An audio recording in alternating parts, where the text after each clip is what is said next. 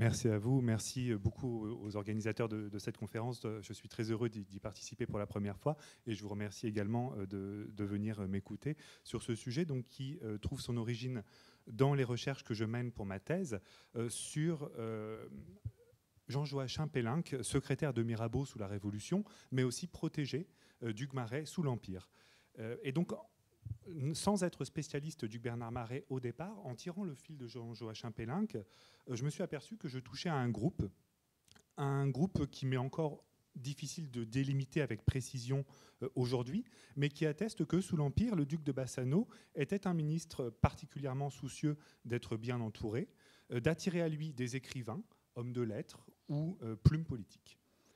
Les personnes en question ne travaillaient pas dans les bureaux qui étaient sous ses ordres, la secrétairerie d'État, puis le département des relations extérieures. Ce n'étaient pas non plus des membres de son entourage affectif ou familial.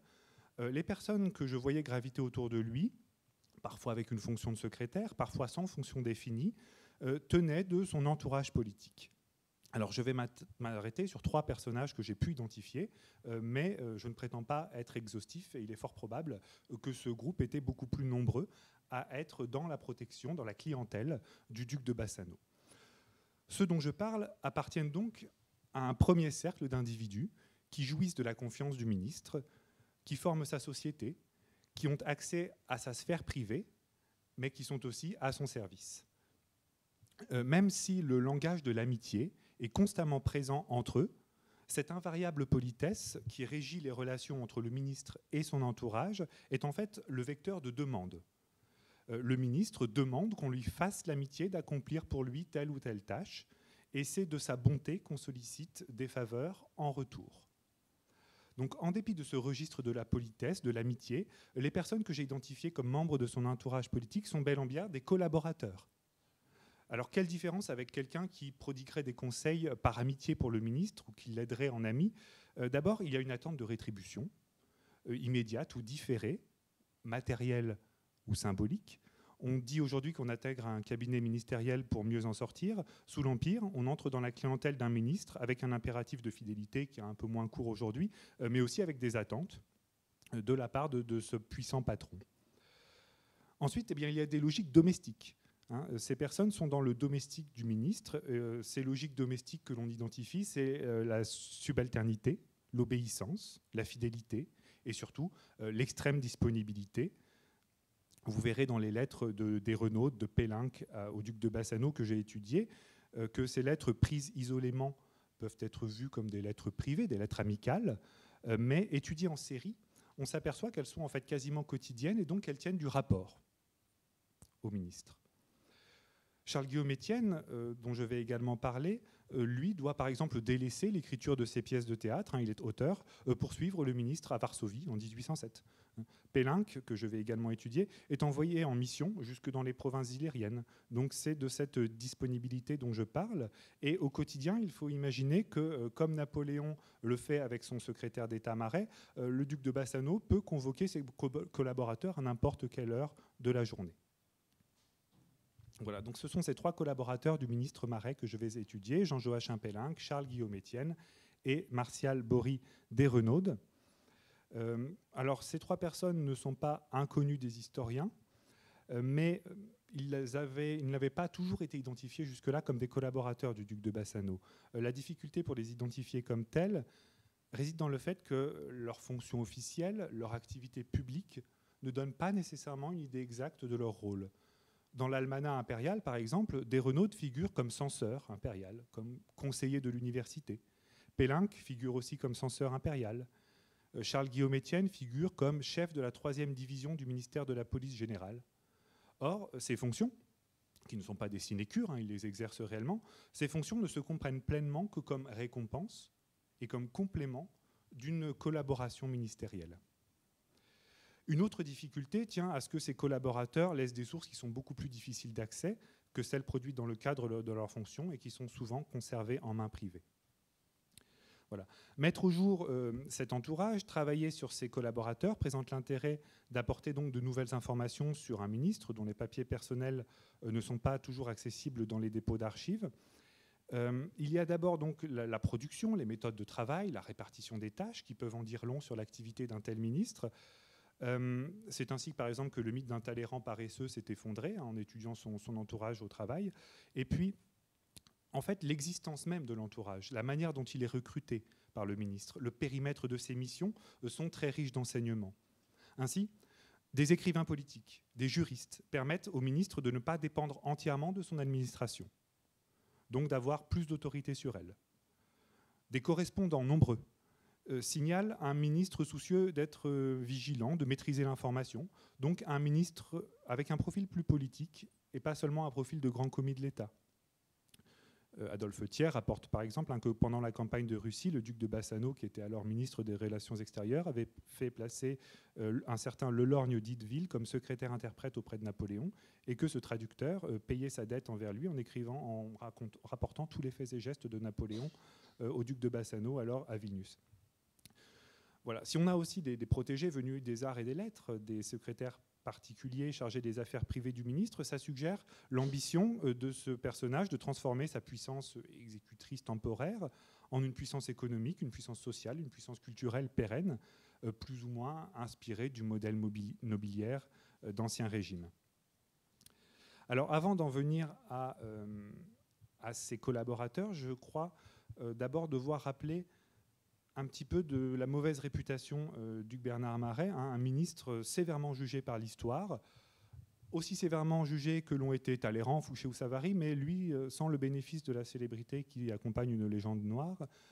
En effet, le duc de Bassano, hein, comme l'a souligné Thierry Lenz, reste encore dans l'ombre de Napoléon. Dans la lignée des recherches, des rééditions, des expositions qui ont mis au jour son extraordinaire force de travail et ce magnifique rouage administratif qu'était la secrétairie d'État impériale, donc je me propose de le peindre en ministre politique à travers quelques figures de son entourage et à travers ce qu'il retirait de ses collaborateurs. Voilà, donc avant d'en venir à ses collaborateurs, je souhaite rappeler un petit peu ce qui était reproché à ce ministre, ce qui avait justifié cette charge de Talleyrand. Il n'y a qu'une personne plus bête que M. Maret, c'est le duc de Bassano. L'enjeu, ce n'est pas seulement de poursuivre la correction de ce jugement sévère de l'histoire, c'est aussi de savoir si la sévérité des jugements doit quelque chose à son entourage, soit que Bassano ait été un ministre mal entouré, soit qu'il ait été mal conseillé. Voilà. Alors on lui reproche d'abord une obéissance aveugle à Napoléon. L'historien légitimiste Baptiste Capfig, dans son ouvrage sur les diplomates européens paru en 1847, ne voit dans ce ministre secrétaire d'État qu'un secrétaire avec rang de ministre. Il n'explique sa longévité politique que par une certaine moyenne d'esprit, une énorme souplesse de caractère, un sentiment d'obéissance passive qui ne savait pas résister, une absence absolue de tout système, de toute idée personnelle. Rien que ça.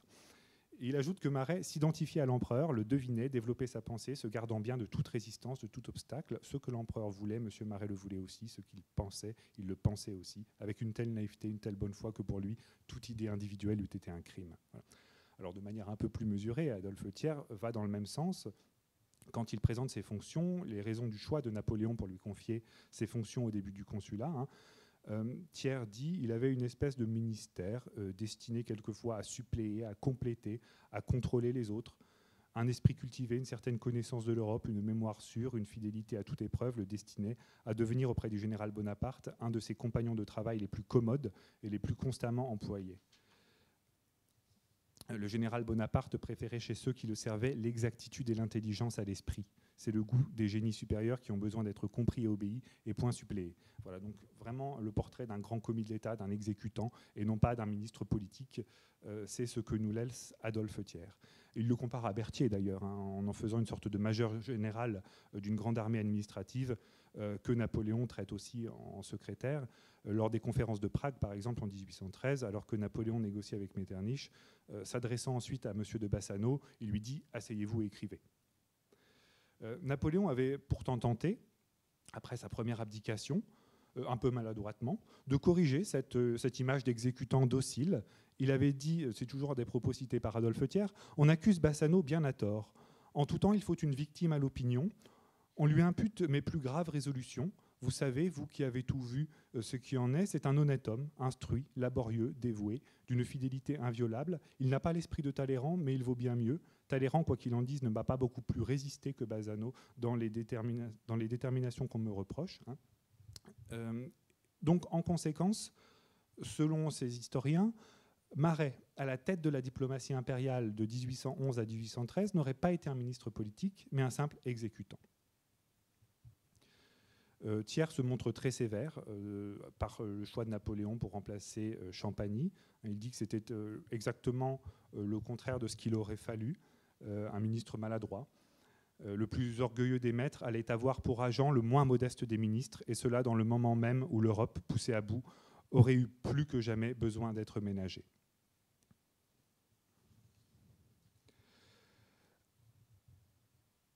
Capfigue met même en doute la clairvoyance de ce ministre. Esprit limité, simple sténographe de la pensée de l'empereur, il aurait été tout disposé à voir les choses telles que Napoléon voulait qu'elles soient et à diriger la diplomatie dans cet état d'aveuglement qu'il décrit. Et donc, après une tête politique, Talleyrand, après un modéré docile, Champagny, il voit advenir, avec l'arrivée de Maret au ministère, l'âge décadent des flatteurs pour la politique étrangère de Napoléon.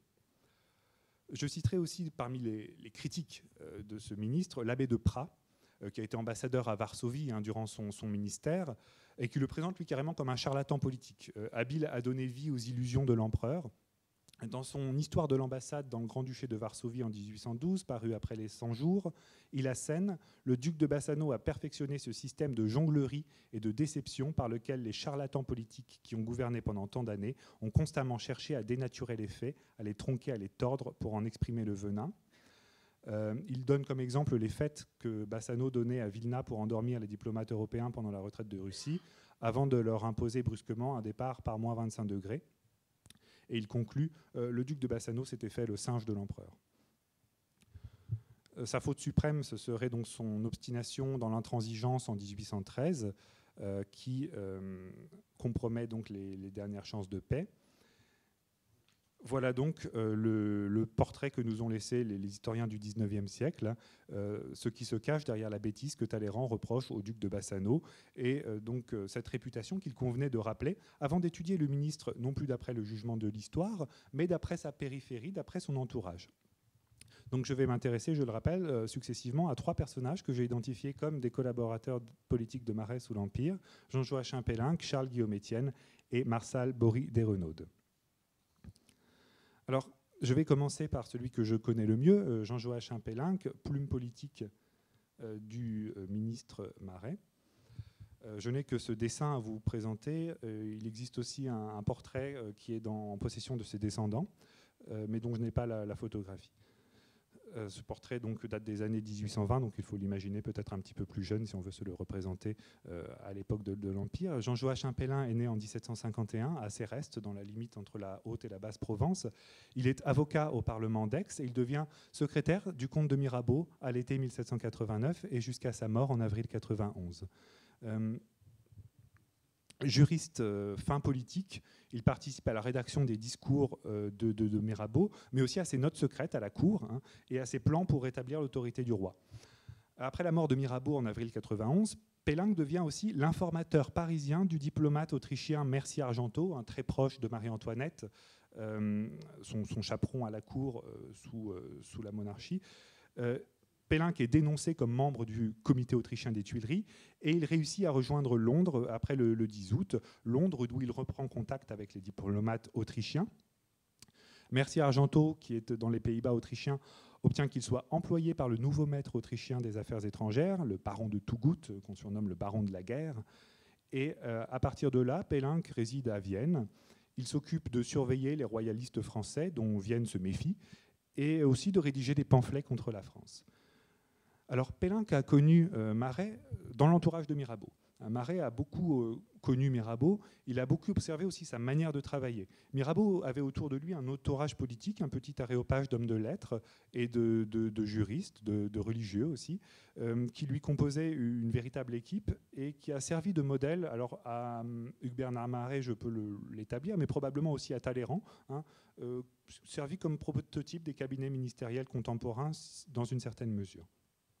Je le disais, Maret a connu Pellinck lorsque ce dernier était secrétaire de Mirabeau. Maret retranscrivait les débats de l'Assemblée constituante et fréquentait le tribun. Et Pélinck donc, lui a adressé des versions écrites de ses discours à publier dans Le Moniteur, des versions parfois un petit peu enjolivées. On trouve des lettres de Maret qui lui demandent de ne pas arranger après coup les discours de Mirabeau. En 1809, donc, ce journaliste est devenu ministre et secrétaire d'État de l'empereur français, et Pélinck, lui, est dans un bien mauvais pas. Napoléon, victorieux, exige que l'empereur d'Autriche expulse les Français à son service, en 1809, donc, notamment les agents politiques au service de l'empereur d'Autriche. À Vienne, enfin en Autriche, pardon, on fait comprendre à Pélinck que le négociateur, Metternich, a des choses beaucoup plus importantes à sauver que lui dans les négociations. Et donc Pélinck se retrouve menacé de finir dans les serres de l'Aigle, et il trouve dans Hugues-Bernard Maret une vieille connaissance, le moyen d'accomplir un magnifique saut périlleux, en négociant non seulement le pardon de Napoléon, mais aussi une place au ministère français des Relations extérieures. C'est ce qui s'appelle donc un retour en France en première classe. Il passe des affaires étrangères autrichiennes aux affaires étrangères françaises en 1809, cela donc grâce à Hugues-Bernard Maret. Alors, les circonstances dans lesquelles il passe au service du ministre méritent qu'on s'y attarde un moment. Les deux hommes se retrouvent lors des négociations de paix de Schönbrunn, consécutives à la victoire de Napoléon à Wagram. C'est un moment diplomatique particulièrement long pour Napoléon, 3 mois, qui s'étend de l'armistice de Znaïm du 12 juillet 1809 à la signature du traité de paix de Schönbrunn le 14 octobre. Ce terrain est particulièrement propice aux intrigues, dans la mesure où les diplomates accrédités piétinent. Champagny, ministre des Relations extérieures, et Metternich, plénipotentiaire autrichien, n'arrivent à rien, à Ungarisch-Altenbourg, le lieu des négociations. Et donc d'autres personnages prennent le relais pour mettre en place un canal de négociation direct entre les deux empereurs, Napoléon et François. Napoléon est au palais de Schönbrunn, François au château de Dötis en Hongrie. Ce sont donc le secrétaire d'État Maret du côté français et le général Bubna du côté autrichien, qui mettent en place ce canal entre les deux empereurs en contournant les diplomates accrédités. Ils obtiennent gain de cause le 27 septembre 1809 lorsque l'empereur François lâche Metternich et consent à des négociations entre Maret et ses propres émissaires, le prince de Liechtenstein et le général Bubna. Voilà. Donc à partir de là commence une seconde phase de négociation, non plus entre les diplomates accrédités, mais entre hommes de confiance des souverains. Seconde phase de négociation qui a lieu au palais de Schönbrunn. Le ministre Champagny, dès lors, est relégué à un rôle purement figuratif et à peine informé des discussions en cours. Tandis que Metternich, lui, est dédommagé par sa nomination au ministère des Affaires étrangères, en remplacement de Stadion. Eh bien, c'est en partie grâce à Pélinck que le secrétaire d'État Maret a pu court-circuiter son collègue, ministre des Relations extérieures, et offrir ainsi une paix plus rapide à son maître impatient. Pélinck, en effet, sert d'émissaire à Maret, qui est à l'époque titré duc de Bassano. Au début de septembre, alors que Champagny et Metternich discutent d'arrache-pied, Maret établit grâce à Pélinck un contact avec le général Bubna, qui est chef de cabinet militaire de l'empereur d'Autriche. Maret rencontre le général en personne, alors que ce dernier est venu porter des lettres de François à Napoléon, et ce sans que les négociateurs officiels en soient informés. Alors on trouve dans les archives diplomatiques la preuve de ce que j'avance, la note d'instruction que Maret adresse à Pélinck pour cette rencontre, note qui contient d'ailleurs les conditions que Napoléon est prêt à accepter. Pour se donner du crédit alors qu'il n'a aucun pouvoir officiel pour négocier, Bassano invoque sa grande proximité avec l'empereur qu'il voit quotidiennement. En face, le général Bubna n'a pas davantage de pouvoir officiel que lui pour traiter, mais il se prévaut de consignes orales reçues du Habsbourg qui lui aurait dit « Vous savez mes intentions, faites pour le mieux ». Donc cette rencontre entre Bubna et Bassano a probablement lieu le 10 septembre, et c'est le début de la fin pour les conférences qui ont lieu à Altenbourg. C'était ce grand congrès que Metternich ambitionnait de réunir, s'effondre. En cette circonstance, vous l'avez compris, Hugues-Bernard Maret ne fait pas qu'offrir une paix rapide à Napoléon. Il faut rappeler qu'il se destinait aussi à la carrière. Il convoitait ce ministère des Relations extérieures. Cette ambition avait été contrariée une première fois en 1793, alors qu'il était parti comme ambassadeur à Naples et qu'il s'était fait arrêter par les troupes autrichiennes. Donc son ambition dans la diplomatie s'était interrompue à ce moment-là. Et sous l'Empire, on l'avait vu plusieurs fois empiéter quand même sur les compétences de Talleyrand en tant que négociateur à Presbourg en 1805. Ou en tant qu'organisateur de l'Europe napoléonienne, en participant notamment à l'organisation des États vassaux. Donc en fait, il est probable qu'ici, il agisse de cette manière avec le dessein de supplanter Champagny et de lui succéder aux relations extérieures, même s'il dut attendre avril 1811 pour cela. Pélinck arrive donc à point nommé pour servir cette ambition. Je l'ai dit, c'est grâce à lui que Maret peut trouver un interlocuteur du côté de l'empereur d'Autriche, quelqu'un qui ait la confiance de François, quelqu'un qui ait aussi assez peu de scrupules pour contourner Metternich. Il faut vraiment que le duc de Bassano lui ait donné des assurances solides pour que Pélinck accepte de jouer les intermédiaires dans ces circonstances. Les agents français étaient parfaitement au courant de son rôle comme pamphlétaire au service de l'Autriche. À 3 reprises au moins, la France avait essayé de le retourner. En 1796, oui c'est ça, le marquis de Potterath avait tenté de pousser Tougout à faire la paix avec la France à travers Pélinck, en corrompant Pélinck. En 1803 encore, un obscur espion, Brun Ducange, s'était fait missionner à Vienne en prétextant pouvoir retourner Pélinck. Et finalement, Talleyrand lui-même, peu avant Austerlitz, qui connaissait aussi Pélinck du temps de Mirabeau, avait envisagé de le corrompre, avait suggéré de le corrompre. Le 15 mars 1809, encore, donc peu avant l'attaque autrichienne contre la Bavière, le chargé d'affaires français à Vienne, Dodin, informait Paris que Pélinck était l'auteur anonyme d'un pamphlet anti-français qu'il avait malicieusement intitulé « Observation d'un patriote autrichien », et dans lequel il expliquait que la France était la vraie responsable de la guerre qui s'annonçait. Voilà, donc vous comprenez qu'en fait, Pélinck a tout à redouter de la France et d'une victoire de Napoléon, mais lorsque Vienne était menacée, en fait, il avait pu quitter la capitale à temps. Il avait évacué Vienne en toute sécurité pour se retrouver derrière les lignes autrichiennes, hein, dans la voiture du ministre des Finances, Maurice O'Donnell. Pourtant, il fait donc le choix assez audacieux de retourner dans Vienne occupée par les Français en 1809, retourner délibérément dans la ville occupée par la puissance qu'il fuit depuis 15 ans. Ce choix ne s'explique en fait que par, d'une part, l'exigence napoléonienne que l'Autriche expulse les Français à son service, donc ça c'est le bâton, et par la carotte qui est le passeport que lui adresse Hugues-Bernard Maret pour qu'il le rejoigne à Vienne. Donc Pélinck n'hésite pas à accepter cette main tendue, derrière laquelle il y a évidemment un échange de services. En fait, il avait l'assurance de pouvoir trouver dans Maret un protecteur plein de gratitude. Hugues-Bernard Maret, capturé par les troupes autrichiennes en 1793, lui était redevable de sa libération à l'hiver 1795. En effet, c'est Pélinck qui prétend avoir décidé le ministre Tougout d'échanger Maret et d'autres prisonniers politiques français contre la fille de Louis XVI, Marie-Thérèse de France, détenue au Temple. Donc c'est un superbe titre de reconnaissance pour l'avenir, non seulement auprès de Maret, et il en récolte les fruits en 1809, mais aussi à plus long terme du côté des Bourbons, et il n'a pas manqué de faire jouer cette carte lorsqu'elle est devenue nécessaire. Alors, le 28 juillet 1809, le nom de Pélinck est rayé de la liste des émigrés par ordre direct de Napoléon, qui le fait secrétaire-interprète au ministère des Relations extérieures avec un traitement de 9 000 francs. Et il reçoit encore de Napoléon une gratification de 6 000 francs la veille de son départ de Vienne. Le poste de secrétaire-interprète aux relations extérieures tient en fait de l'emploi fictif. Pélinck ne parle aucune langue étrangère et il est resté totalement inconnu au ministère jusqu'à sa mort. Cette place, en fait, et cette gratification sont le salaire des renseignements et des conseils qu'il donne au duc de Bassano pour pousser l'Autriche à accepter les termes de Napoléon. En examinant les documents anonymes conservés dans le supplément de la correspondance politique avec l'Autriche pour l'année 1809, on peut attribuer à Pélinck 3 rapports anonymes avec certitude, 8 avec probabilité, tous rédigés entre le 25 juin 1809, donc avant Wagram, et la fin octobre, après la signature du traité de paix. Ces rapports, vous le voyez, donnent des informations qui sont immédiatement exploitables pour faire avancer les négociations de paix. Par exemple, il propose un levier politique pour effrayer l'empereur d'Autriche, en suggérant de réunir une assemblée des notables à Vienne et de glisser quelques idées de constitution dans un manifeste.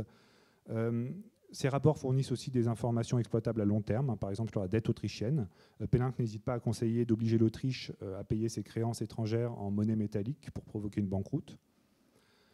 Donc les connaissances acquises par Pélinck durant 15 années au service de l'Autriche lui permettent d'acheter un retour en France dans des conditions avantageuses sous le haut patronage de Maret. Il tente d'éviter les accusations d'être un transfuge en aidant le vieux baron de Tougout à récupérer sa fortune perdue en France sous la Révolution. C'est aussi lui qui rédige l'argumentaire par lequel Maret conseille le mariage autrichien à Napoléon en janvier 1810.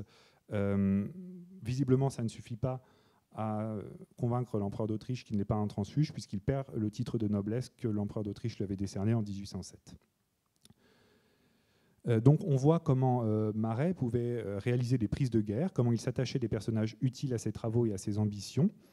Je vais rapidement donner un exemple de ces travaux qui date de l'hiver 1813-1814, avec une série de lettres qui nous donnent à voir l'intérêt d'un entourage politique pour ce ministre.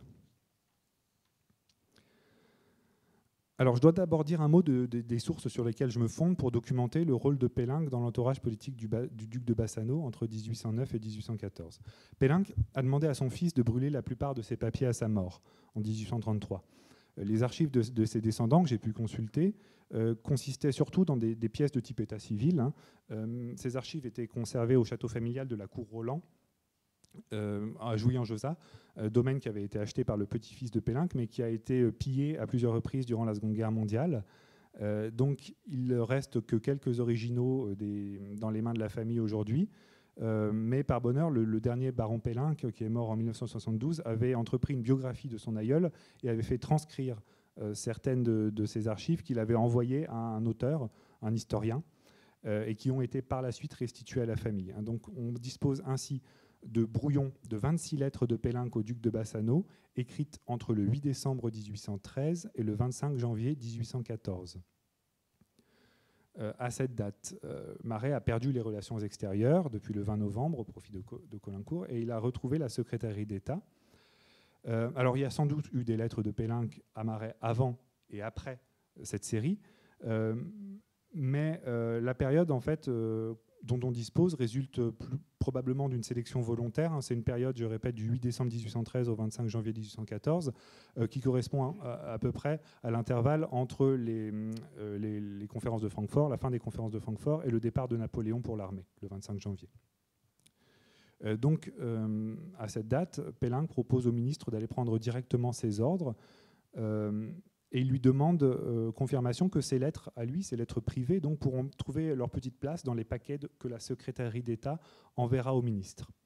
Il termine ainsi, en parlant du ministre à la troisième personne: « Je prends la liberté de lui recommander mon fils et de me recommander à moi-même à ses bontés. » Alors de bonté, il a bien été question, puisque le fils de Pélinck, auditeur au Conseil d'État, Gabriel Pélinck, il porte le prénom de son parrain Mirabeau, Gabriel Pélinck a été choisi pour accompagner le sénateur comte Kolchen, envoyé comme commissaire extraordinaire dans la Meurthe. Maret est remercié de cette manière. Comme nous ne sommes connus de personne, je présume que cette faveur vient de vous, monseigneur. Or, il est probable que ce soit Pélinck lui-même qui soit à l'origine de cette idée des commissaires extraordinaires envoyés dans les départements. Le 8 décembre 1813, Pélinck écrit au duc de Bassano: « Il me semble que dans les circonstances où nous sommes, on ne doit pas s'en rapporter uniquement aux fonctionnaires locaux. Il serait prudent d'envoyer de Paris des émissaires adroits qui contrôleraient ces mêmes fonctionnaires et qui feraient des rapports exacts de l'état des choses. » Quelques jours plus tard, donc, Napoléon envoie effectivement des commissaires dans les départements, et le fils de Pélinck fait partie des auditeurs qui accompagnent ces commissaires, en l'occurrence le comte Kolchen. Voilà, donc grâce à ces 26 lettres, c'est peu, mais on a tout de même accès à l'intérieur de ce qu'autorise une correspondance politique avec un ministre qui côtoie quotidiennement l'empereur, et aussi à ce qu'un ministre peut trouver comme ressource dans les membres de son entourage politique. On peut tout à fait rapprocher ces lettres, les lettres de Pélinck à Maret, de celles que Napoléon recevait de ses propres correspondants secrets, Fiévée, Madame de Genlis, Montlosier, parce que, comme elles ne résultent ni de l'emploi de leur auteur, ni d'une tâche administrative, ou même pas d'une consigne explicite. Et parce que ni l'auteur ni le destinataire n'a de compte à rendre dans cette correspondance. Ce sont des lettres gratuites, relativement spontanées, qui visent à éclairer le décideur en lui fournissant des informations, des idées, des analyses, des notions. Comme pour les correspondants de Napoléon, Pélinck n'a pas de contact fréquent avec le duc. Il ne met pas les pieds dans ses bureaux. Par contre, il a accès à l'espace particulier du ministre et il peut solliciter des audiences. Je vais prendre un exemple. Le 5 janvier 1814, Pélinck fait l'éloge d'une nouvelle arme expérimentée par le mécanicien Philippe de Girard. C'est une arme à plusieurs canons de fusil servie par 3 hommes qui fonctionne sans poudre et qui est capable de tirer 60 coups à la minute, chaque coup faisant partir 6 balles. On peut un peu l'imaginer comme une sorte de mitrailleuse Gatling avant l'heure, hein, ou un nouvel avatar de ces nombreuses tentatives de mitrailleuses expérimentées au XVIIIe siècle. Alors Pélinck est très enthousiaste, il relaie la demande de l'inventeur de disposer des fonderies de Paris pour en fabriquer une cinquantaine par jour, et il use de toutes les ressources de l'écrit pour effacer la barrière épistolaire sollicitée en leur faveur auprès du ministre. Dans une première lettre, il ménage l'effet de surprise en interrogeant « Que dirait votre Excellence d'une machine qui… » etc. Il décrit tous les avantages de la machine. Il anticipe ensuite la réaction du ministre. « Votre Excellence trouverait sans doute que l'invention d'une arme aussi redoutable vient fort à propos. » Et il enchaîne aussitôt « Eh bien, elle est faite. On essaye aujourd'hui. » La lettre du lendemain annonce le succès des essais et fait en sorte de mettre immédiatement cet avantage à profit. Ne sachant comment arriver jusqu'à l'empereur, les frères Girard veulent au moins que leur invention soit promptement connue auprès d'un de ses ministres. J'ai osé leur assurer que votre Excellence daignera les recevoir et les écouter un instant. Ils sont dans son hôtel, ils attendent ses ordres. Vous voyez comment la lettre permet une sollicitation ici l'exercice de la puissance en fait, du collaborateur. Cette lettre est vraiment fascinante parce qu'elle nous donne à voir les circonstances de sa rédaction, les circonstances de sa lecture. Pélinck doit avoir en effet la certitude qu'elle va parvenir très rapidement aux yeux du ministre, qu'il va la lire tout de suite, qu'il ne va pas la laisser plusieurs heures en attendant de la lire. Il doit avoir cette certitude pour pouvoir envoyer ses solliciteurs dans son antichambre. C'est précisément ce qui distingue Pélinck des correspondants secrets de Napoléon. Il est dans une relation de patronage avec le duc de Bassano, ce qui suppose de pouvoir user de sa puissance de procuration, de sa puissance qu'il lui procure par procuration. Il ne retire pas que des avantages matériels de la protection de Marais. Il faut aussi mettre le crédit qu'il lui procure au rang des bienfaits de ce patron. Pélinck est identifié comme l'homme du ministre, comme le moyen de parvenir jusqu'à lui, donc plus ou moins comme son image. Dans notre exemple, celui des inventeurs Girard, la sollicitation fonctionne puisqu'ils sont reçus par le ministre, mais l'entrevue se passe mal. On devine dans la réponse de Pélinck 3 jours après « Je suis fâché, monseigneur, d'avoir tant parlé à votre Excellence de l'arme des frères Girard. Je croyais cette invention merveilleuse. Il paraît que je me suis trompé. Cela m'arrivera souvent, puisque l'âge m'a laissé le cœur de la jeunesse. Il est juste qu'en revanche, j'en ai aussi les erreurs. » Voilà. Donc, malgré cette plaisanterie, Pélinck réalise que le jeu des sollicitations comporte des risques, celui de lasser son protecteur, celui de perdre en crédit comme intermédiaire potentiel vis-à-vis des solliciteurs. Pour notre propos, il reste que l'entourage officieux du ministre fait fonction d'intermédiaire, de chasseur de tête, peut-être de lobbying aussi. Si l'inventeur Philippe de Girard n'était lourdement endetté, on pourrait même imaginer que Pélinck a reçu un pot de vin pour sa sollicitation. On trouve dans ses lettres 2 autres exemples de recommandations. Le 30 décembre, il parle au ministre d'un certain monsieur Grange, inspecteur aux droits réunis. Il demande une audience pour lui. Il le présente comme quelqu'un de fiable, un ami intime du comte français de Nantes, membre du collège électoral de l'Isère, tout ce qui est le plus respectable, et qui serait en mesure, je cite, de remuer à son gré 5 ou 6 départements du Midi. Et preuve de son désintéressement, il ne demande ni place ni argent, mais seulement la direction du ministre. Voilà, donc Pélinck fait bien plus que transmettre des demandes de sollicitation. Il analyse aussi en quelque sorte le CV du solliciteur et il formule son opinion sur sa demande.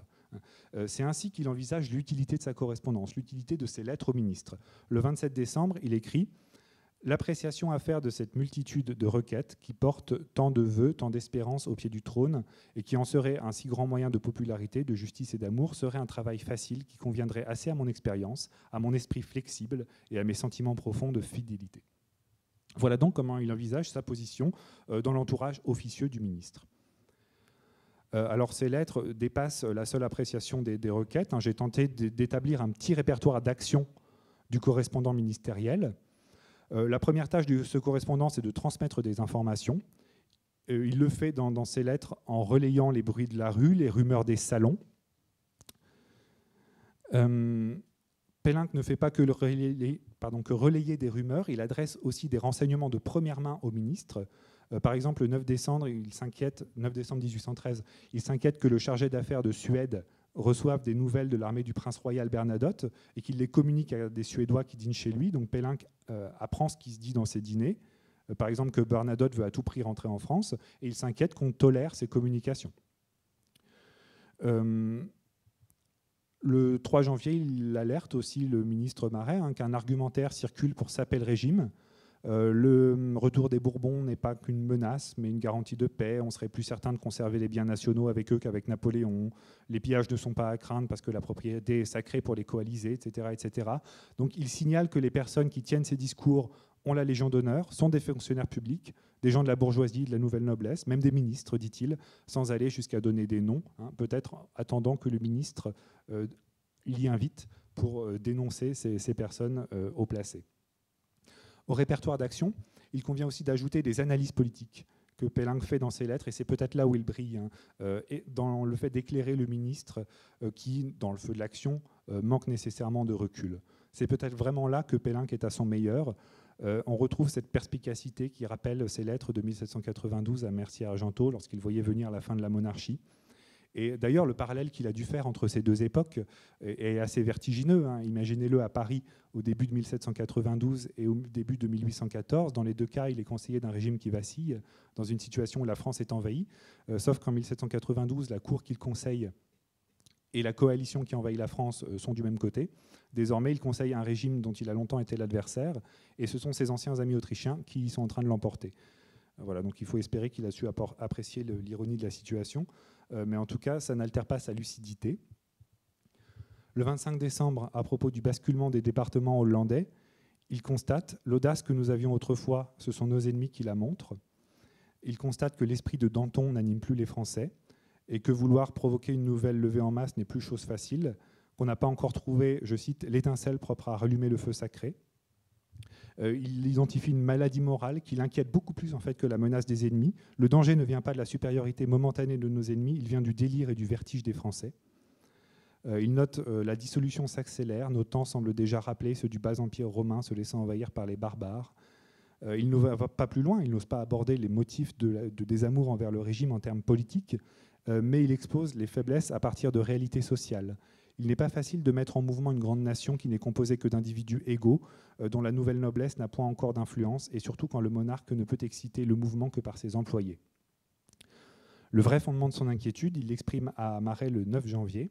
« Monseigneur, il me semble que j'ai sous les yeux tous les plans de l'ennemi quand je me rappelle ceux de Stadion, et que j'y joins dans ma pensée les petites ruses et les moyens d'organisation qui auront vu venir de Moreau, du prince de Suède, des émigrés et de quelques-uns de nos transfuges. » Donc, il explique au ministre que l'ennemi masque ses vraies conditions de paix par peur de provoquer une réaction d'orgueil en France. Ces vraies conditions de paix ne sont guidées que par la haine, l'ambition, l'envie et la terreur qu'inspire Napoléon, dit-il.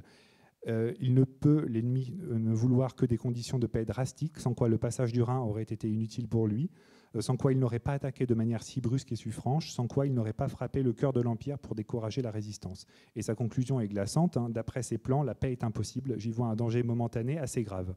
Donc il comprend que l'ennemi place la désaffection des Français pour Napoléon au cœur de son plan. Donc que la déclaration de Francfort vise juste. Et cette crainte se précise au fil de ses lettres, le 13 janvier. Une de mes craintes, c'est l'effet que produira bientôt la certitude que nos tentatives de négociation n'auront obtenu aucun succès. Et il redoute le prix que les Français sont prêts à payer pour la paix. Il redoute que cette lassitude encourage les coalisés à abandonner toute modération. On a commencé la guerre par des perfidies inouïes, on la continuera jusqu'à son terme par les mêmes moyens. On ne nous traiterait pas comme on le fait si on n'avait pas le dessein arrêté de nous réduire à un tel état de nullité et de dégradation qu'on n'ait plus rien à craindre de nous. Et terrifié par ce qu'il réalise, il conclut « Si la paix se conclut, je renoncerai à penser et à raisonner pour le reste de ma vie. » Donc ce qui transparaît ici, c'est l'autorité que tire Pelling de son passage dans les cercles du pouvoir autrichien et qui lui permettent d'affirmer que les conditions de paix proposées à Francfort masquent une haine plus profonde et des buts cachés. Alors il est frustrant qu'aucune source ne renseigne les conseils que Pelling a donnés au duc de Bassano lors des conférences de Prague et de Francfort, durant lesquelles il était à la tête des relations extérieures, parce qu'il n'est pas impossible en fait, qu'il ait poussé le ministre sur la voie de l'intransigeance en jetant le doute sur les propositions de paix des coalisés. Mais faute de sources, il faut aussi envisager qu'il puisse flatter le ministre en défendant a posteriori son intransigeance qui lui a coûté sa place aux relations extérieures. Voilà. Alors, je passe un peu plus rapidement, mais bien sûr, la lucidité de ces quelques analyses ne masque pas des erreurs d'appréciation, aussi dans ces lettres. Ce n'est pas non plus le devin du ministre.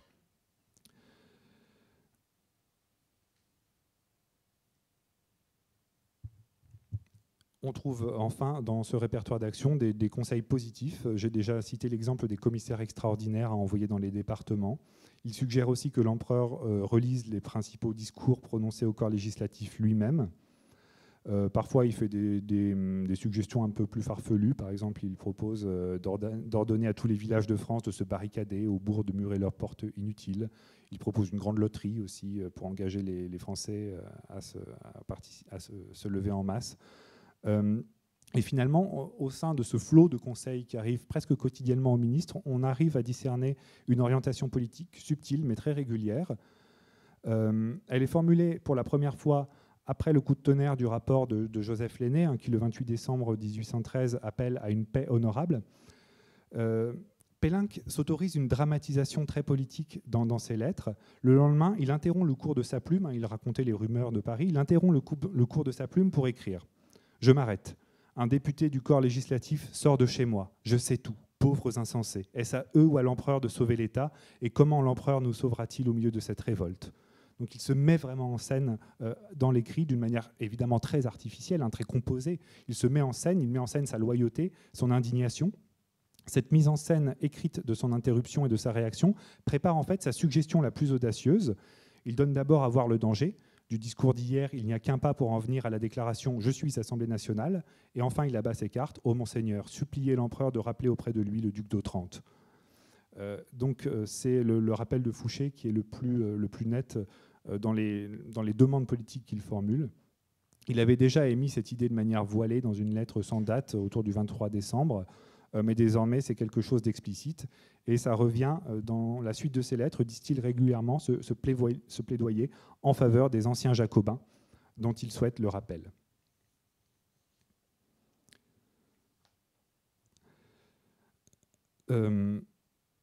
Vous trouvez donc dans ces lettres un exemple de l'intérieur de ce que permet la position de collaborateur d'un ministre, ce qu'autorise la position de protégé d'un ministre.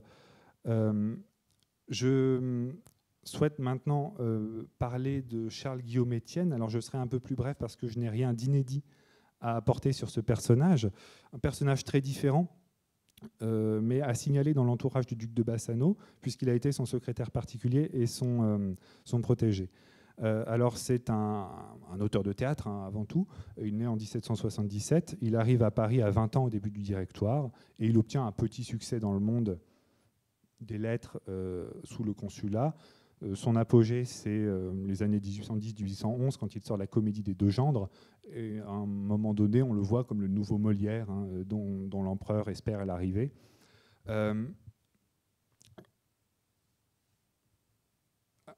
Comment dire, c'est un personnage assez différent de Pélinck. Pélinck n'a jamais rien signé de lui-même, de son propre nom. Il était très connu dans un petit cercle politique comme un grand auteur, une grande plume, mais il n'a jamais rien signé et jamais rien publié. Avec Charles-Guillaume Estienne, on voit un protégé de Marais qui, lui, au contraire, signe de son propre nom, qui a une carrière d'auteur, qui a une vraie carrière d'auteur. Il publie beaucoup de comédies à son nom, il est connu dans le monde des lettres, etc. Donc c'est justement par cette comédie qu'il se fait recommander à Marais. En fait, il est au camp de Boulogne, au camp de Bruges plus exactement, et il se fait connaître par une petite pièce. Davout lui commande une pièce en fait à l'occasion de la visite d'un amiral hollandais, et cette pièce lui vaut une petite notoriété. Il en vient finalement à jouer devant l'empereur lui-même, une de ses pièces, et Napoléon le recommande à Marais à cette occasion. Il demande à s'entretenir avec lui, Marais est présent, et Napoléon le lui recommande comme secrétaire particulier. Alors, les biographes d'Hugues Bernard Marais, Ernouf, et de Charles-Guillaume Estienne, Léon Thiessé, ne sont pas en mesure de préciser les tâches écrites exactes qu'il accomplissait pour le ministre, mais ils précisent qu'il l'accompagnait dans certains déplacements en 1805-1807. Il semble quand même que Charles-Guillaume Estienne ait assuré la direction politique des journaux de la Confédération du Rhin, ce qui n'est pas rien, mais ce qui soulève en fait beaucoup de questions. Il semblerait aussi que Charles-Guillaume Estienne ait participé à la rédaction du statut constitutionnel du duché de Varsovie. Donc on voit bien l'importance de ces hommes de lettres dans la politique extérieure napoléonienne, ici dans l'entourage de Marais, mais il y a encore beaucoup de travail de ce côté. Quoi qu'il en soit, il semble que Bassano lui ait laissé suffisamment de liberté pour qu'il puisse continuer de composer, tout en étant son secrétaire particulier, qu'il ait servi son ambition d'auteur. Ici, il faut l'imaginer en mécène. Charles-Guillaume Estienne est admis dans la société de Madame Marais, dame du palais de l'impératrice, devant laquelle il récite ses scènes, il teste ses scènes devant elle. Il en retire une certaine influence de cette intimité par le crédit qu'on lui prête auprès du ministre de sa femme, ce qui lui vaut de recevoir une foule de réclamations, de suppliques. Et il a son heure de gloire, je le disais, avec la comédie des deux gendres, mais aussi avec son élection dans la 2e division de l'Institut de France en 1811. Voilà, à cette date, la faveur du ministre est devenue la confiance du régime. En 1807 déjà, Étienne avait été nommé en remplacement de Fiévé censeur au Journal des débats, rebaptisé Journal de l'Empire. Donc vous imaginez que censeur, c'est une position assez délicate pour un auteur, parce que le censeur subit toutes les rancunes, focalise tous les mécontentements et passe très vite pour servile. Cette fonction le met aussi en porte-à-faux vis-à-vis de ses confrères, auteurs, qui le soupçonnent dès qu'une critique acerbe paraît dans la rubrique littéraire. On accuse le censeur, même si lui ne prend en fait aucune part aux critiques. Et on dit qu'il a réussi à ménager la délicatesse des propriétaires du journal pendant un certain temps. Alors, Étienne est aussi chef de la division des journaux et de la librairie au ministère de la Police générale, après la disgrâce d'Esménard. Donc on retrouve là un cumul des plus classiques entre une place dans l'entourage d'un homme fort du régime et une activité dans l'administration ou dans une institution culturelle.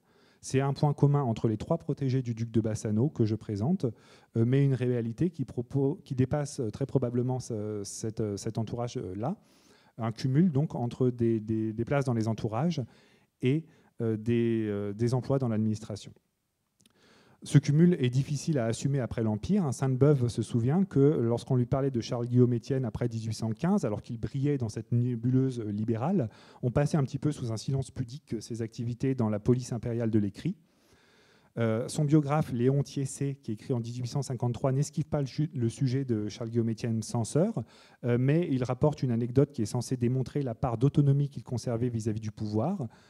Cette anecdote prend place peu après le mariage avec Marie-Louise. Napoléon aurait alors soupçonné des intrigues qui a impliqué l'ambassadeur d'Autriche Schwarzenberg sous son propre toit, et il aurait dicté un article particulièrement injurieux contre le prince et ordonné à Marais de l'insérer dans le journal de l'Empire. Le ministre s'y serait opposé inutilement, et seul Charles-Guillaume Estienne aurait pris l'initiative, alors que l'épreuve était prête, au tout dernier moment, de suspendre l'impression. Alors le duc essuie la colère de Napoléon, mais finalement l'empereur finit par admettre que cet article n'était pas digne de lui. Voilà donc l'espèce à la fois d'absolution et de brevet de libéralisme que Charles-Guillaume Estienne fait valoir après coup sous la Restauration pour se dédouaner de son activité de censeur.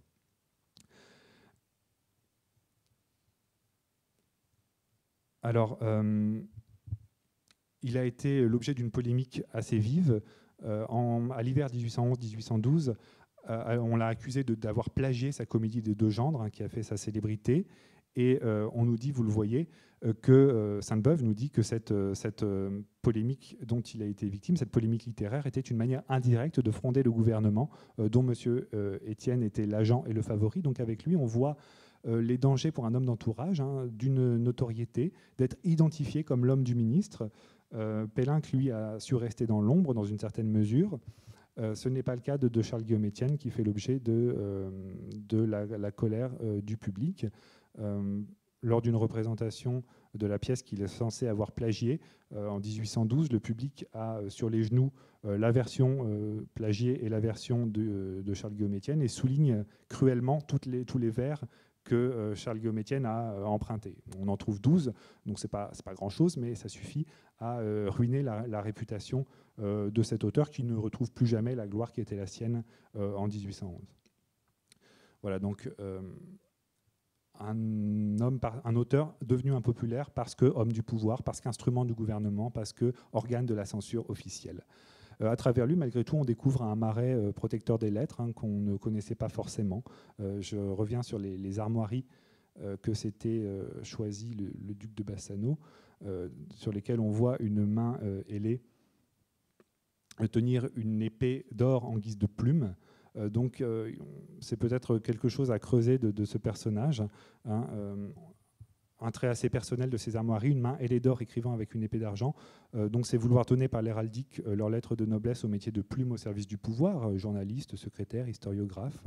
Cette main ailée peut représenter la virtuosité d'écriture et l'inspiration. Et l'épée tenue en guise de plume peut aussi se comprendre comme l'écriture de la geste impériale et comme la volonté de mettre sur le même plan donc la gloire militaire et la gloire de ceux qui l'inscrivent dans la permanence de l'écriture. Voilà, donc il y a un ethos du protecteur des lettres qui est à creuser dans le personnage de Maret, quelqu'un qui est soucieux de plaire. On retrouve ça dans différents témoignages. Quelqu'un qui est soucieux de plaire dans les salons.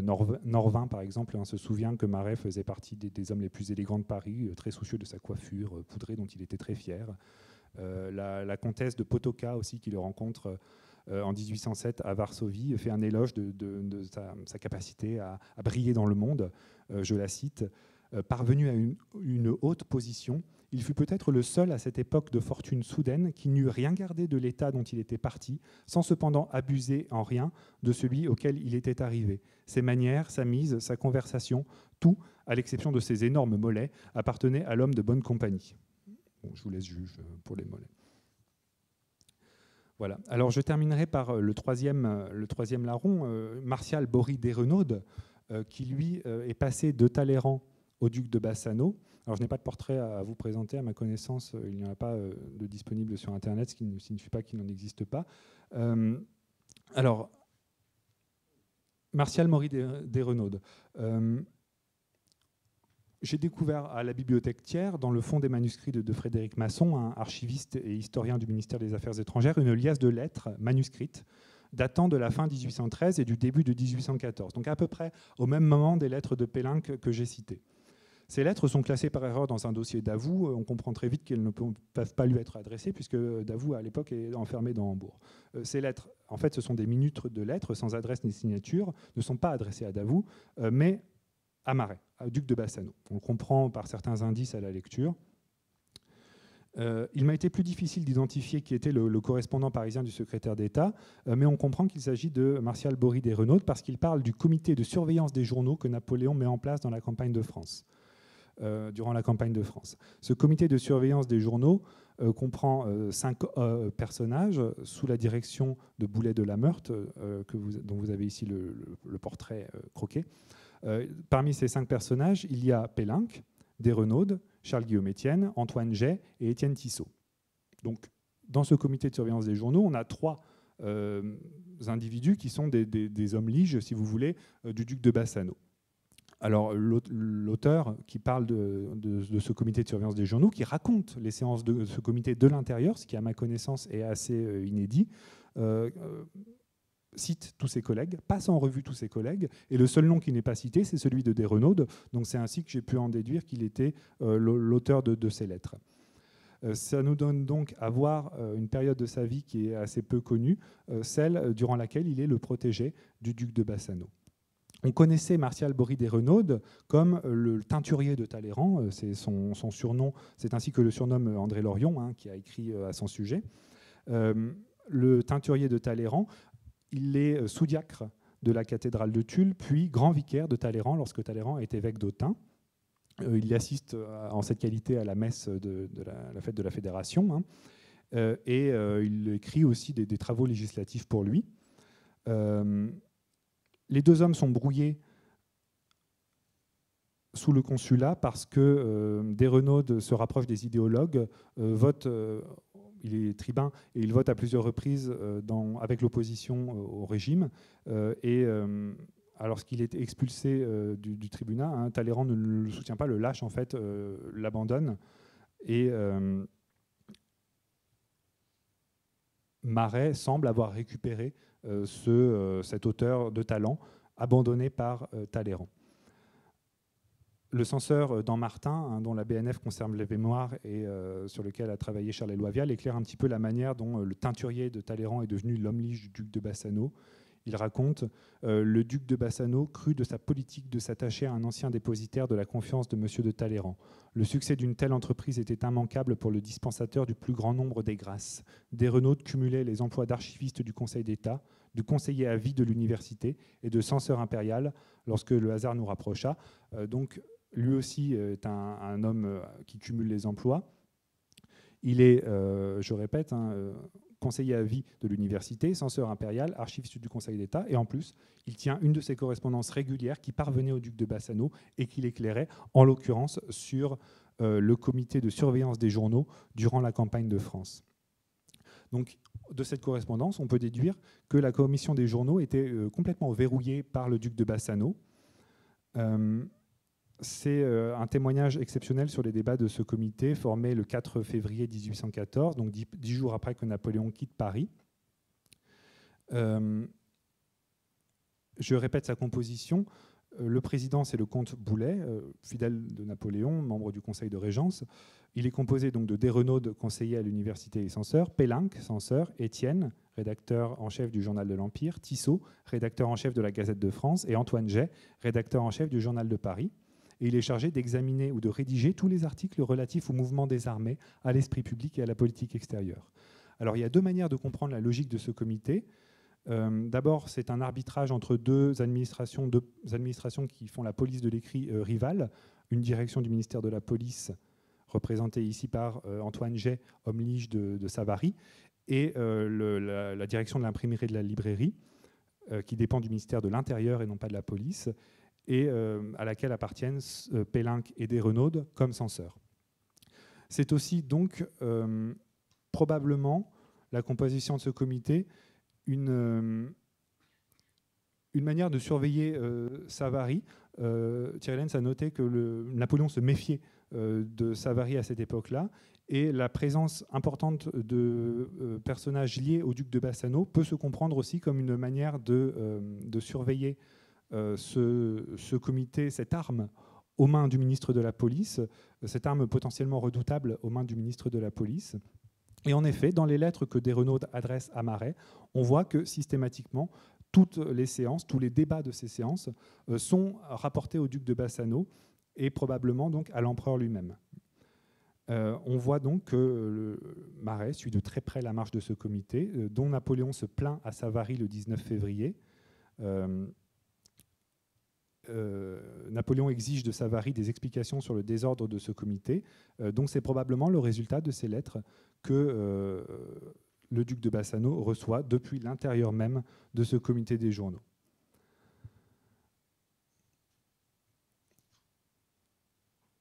Voilà. Ce qui est intéressant, et j'en terminerai par là, c'est que ces lettres racontent des conflits au sein de ce comité qui ne fonctionnent pas comme Napoléon le voudrait.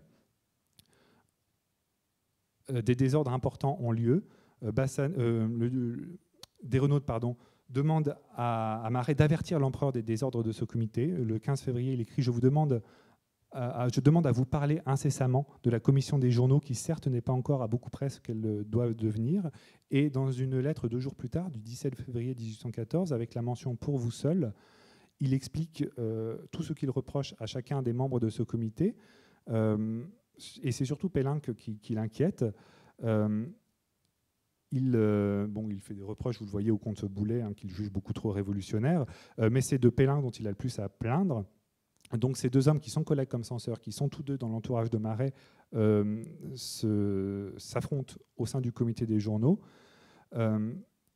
À l'occasion donc d'une séance où Desrenaud implorait le comité d'être modéré dans les critiques vis-à-vis des coalisés, notamment vis-à-vis des Russes, Pélinck se lève, pâle, furieux, écumant, dit Desrenaud, et hurle « Savez-vous bien ce qu'il y avait à reprocher aux journaux ? Ce n'était pas d'être trop modéré, pardon. Ce n'était pas d'être trop violent, c'était au contraire de ne pas être assez terrible. Souvenez-vous que Danton, avec quelques lignes, avec quelques mots, souleva les faubourgs, fit le 2 septembre, anéantir tous ces indignes feuillants. Ce moment-ci ressemble beaucoup à celui-là, qu'on me laisse la liberté d'écrire et j'en ferai tout autant. » Alors Desrenaud n'en croit pas ses oreilles. est horrifié par ce langage et le rapporte immédiatement au duc de Bassano. Il dit « Votre protégé est un furieux », en substance. Donc cette lettre demande explicitement à Maret de réagir, de donner une ferme direction à Pélinck, de modérer Pélinck. Donc on comprend que les hommes de lettres ne sont pas des collaborateurs faciles déjà. On comprend aussi que l'ambition qui était celle du duc de Bassano de donner une direction à l'esprit public à travers les hommes de lettres rencontre des limites, que cette ambition était peut-être finalement contradictoire. Le conflit entre Pélinck et Desrenaudes reflète en fait un dilemme que le régime ne tranche pas tout à fait. Inciter les Français à la résistance sans compromettre ni les chances de paix avec les coalisés, ni l'ordre public en France. À Sainte-Hélène, Napoléon a plutôt semblé approuver la position violente défendue par Pélinck, quand il énumère à Lascaz les avantages des gazettes virulentes en temps de guerre. Je le cite, ces avantages sont l'inquiétude dont elles étaient à l'ennemi, la terreur dont elles frappaient un cabinet incertain, le coup de fouet qu'elles donnaient aux États alliés et la confiance et l'audace qu'elles inspiraient aux soldats. La réaction de Desrenaudes, elle, qui souhaite de la modération dans les gazettes, montre plutôt la réticence des notables installés à adopter un langage qui risque de dépasser l'effet escompté, à la fois en radicalisant le conflit et en ravivant une dynamique révolutionnaire à l'intérieur. Donc malheureusement, je n'ai pas les lettres de Pélinck de cette époque pour comparer ce que lui disait au ministre, mais on comprend donc que Desrenaudes faisait des reproches acerbes et que Pélinck, de son côté, devait en faire autant. Il ressort donc, je le disais, que de cette correspondance que les hommes de lettres ne sont pas des collaborateurs faciles et qu'en pleine campagne de France, le duc de Bassano, qui suit Napoléon, doit arbitrer des querelles d'ego et aussi de vieilles rancunes politiques entre eux. Cet exemple aussi nous le montrerait presque en Premier ministre dans la mesure où Desrenaudes attend de lui un arbitrage en contournant la tutelle officielle de ce comité des journaux qui est Savary et réclame un arbitrage du ministre, secrétaire d'État. Dans la mesure où Pélinck lui souffle l'idée de ce comité des journaux et où il est peuplé d'hommes à lui, on comprend aussi que l'ancien sténographe de l'Assemblée constituante, Hugues-Bernard Maret, n'a jamais cessé de s'intéresser à la presse et que, ministre des Relations extérieures ou secrétaire d'État, il a voulu être, à travers le contrôle des journaux et la protection des hommes de lettres, l'éditorialiste du pouvoir ou, si vous préférez, l'historiographe du règne au présent. Voilà. Je vous remercie de votre attention.